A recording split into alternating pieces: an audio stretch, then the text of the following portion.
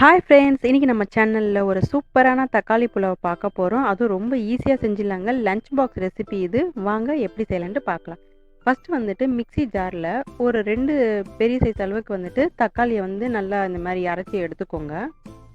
இங்க பாருங்க நல்லா நைஸா அரைச்சு எடுத்துக்கோங்க. அதுக்கப்புறமா ஒரு பேன்ல வந்துட்டு 2 டேபிள் ஸ்பூன் அளவுக்கு எண்ணெய் சேர்த்துக்கோங்க. 2 டேபிள் ஸ்பூன் அளவுக்கு நெய். நல்லா ஃப்ளேவரா இருக்கும் நெய் சேர்க்கறதுனால இந்த சாதம். மார்னிங் டைமில் ரொம்ப ஈஸியாக செஞ்சு முடிச்சிடலாம்.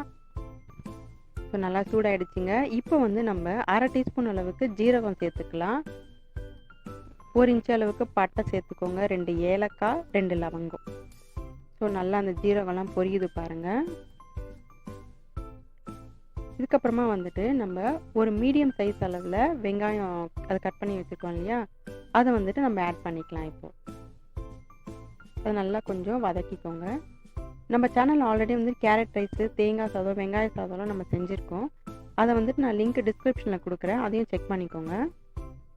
உப்பு ஆட் பண்ணிக்கோங்க. அதுக்கப்புறமா வந்துட்டு இஞ்சி பூண்டு விழுது சேர்த்துக்கலாம். ஒரு 1 டீஸ்பூன் அளவுக்கு சேர்த்துக்கோங்க. ஸோ நல்லா அந்த பச்சை வாசனைலாம் போயிடுச்சு. அந்த வெங்காயம் கலர்லாம் நல்லா சேஞ்ச் ஆகிடுச்சு பாருங்கள். இந்த இடத்துல வந்துட்டு நம்ம அரைச்சி வச்சுருக்கிற அந்த தக்காளி விழுதை வந்து ஆட் பண்ணுங்கள். அதையும் நல்லா நீங்கள் கலந்து விட்டுக்கோங்க. இப்போ வந்து நம்ம ஒரு டேபிள் ஸ்பூன் அளவுக்கு ரெட் சில்லி பவுடர் சேர்க்குறோம் நம்ம. அதுக்கப்புறமா வந்துட்டு 1/2 டீஸ்பூன் அளவுக்கு கரம் மசாலா, 1/2 டீஸ்பூன் அளவுக்கு தனியாத்தூள், இதெல்லாம் ஆட் பண்ணிக்கோங்க.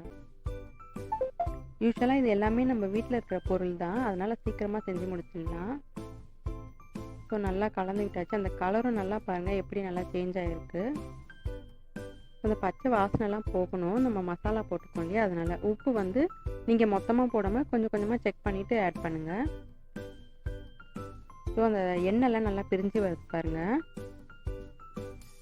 இப்போது நல்லா அந்த பேஸ்ட் மாதிரி ஆகிடுச்சு. அந்த சாப்பாடுக்கு கலக்குவோம் இல்லையா, அந்த மாதிரி ஆகிடுச்சு பாருங்கள்.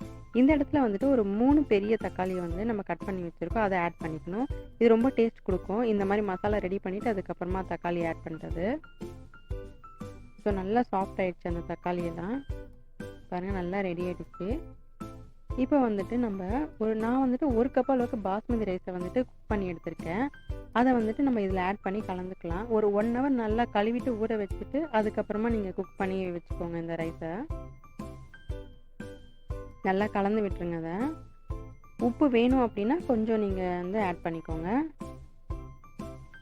ஸோ நல்லா அந்த சாதமே தெரியக்கூடாது, அந்தளவுக்கு நல்லா கலந்து விடுங்க. ஸோ கொத்தமல்லி சேர்த்துக்கலாம். இப்போ நம்ம கொஞ்சம் இதுக்கு வந்து நீங்கள் வெங்காய பச்சடி இல்லைன்னா வெள்ளரிக்காய் பச்சடி கூட சாப்பிட்டுக்கலாங்க. சைட் டிஷ்ஷாக நல்லாயிருக்கும். ஸோ நல்லா ரெடி ஆகிடுச்சு பாருங்கள். ஓகே, சூப்பரான தக்காளி புலாவ் ரெடி.